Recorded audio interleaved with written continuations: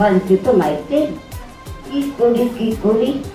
আমাদের বাবার একটা কলের গান ছিল আগের দিনে, কলের গান, তার একটা চোঙা ছিল, সেই চোঙাটা নিয়ে বাবা বেরিয়ে যেতে আমি বলতে শুরু করলাম, আপনাদের আর কোনো চিন্তা নেই, আমি এখন থেকে আপনাদের চাল ডাল যা কিছু লাগবে খাওয়ার সংস্থান আমি করব, আমি দেশের নেতা হচ্ছি, এই হচ্ছি, সবাই পুরো পাড়া ঘুরে ঢাকার বলছি।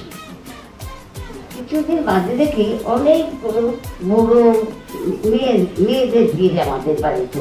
তখন ভাবলাম যে নিশ্চয়ই আমার বক্তৃতাটা ভালো লেগেছে, তাই বাবাকে বলতে এসছি। আমি খুব বুক ফুলিয়ে বাবার সামনে দাঁড়ালাম। বাবা আমাদেরকে তাকে ঠাস করে একটা থাপ্পড় মারলো গালে। আমি, তুমি মারছো কেন?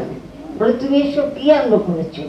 তুমি খেতে দেবে পাড়া পাড়া শুদ্ধ, তো তোমার তুমি নেত্রী হয়েছো, আপনাদের কোনো চিন্তা নেই, আমি আছি আপনাদের পাশে, এইসব কি হচ্ছে? তোমাকে খেতে দেয় কে?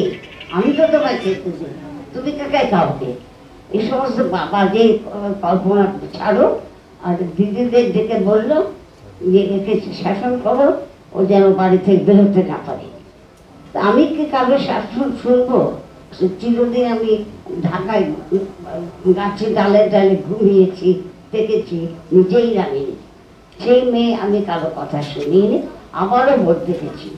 তো বাবা বললো ওকে শেখর দিয়ে ভালো, ও বক্তৃতা ওকে যেন করতে না পারে, এরকম করে শাসন করেছে।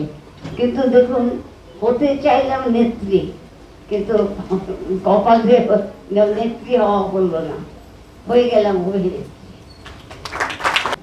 শুধু আপনাদের ভালোবাসা আর শুভেচ্ছা দিয়ে তৈরি এক মঞ্চ।